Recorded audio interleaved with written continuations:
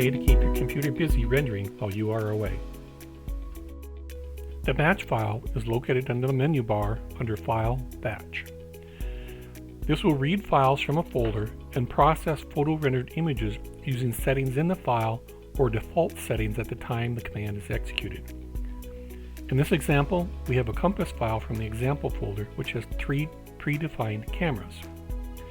Cameras have an eye point, a reference point, and a field of view that you can access through the data entry window. The file has predefined render settings that include the render halt time, high definition range image, background, and a denoiser for a post effect.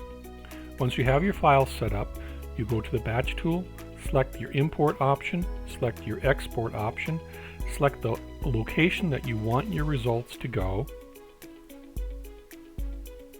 and then select the location for the original files that you want to process.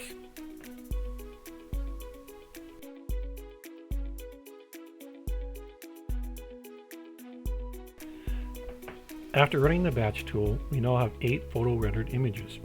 Example images from the compass are shown. The batch tool is a great way to render multiple data files.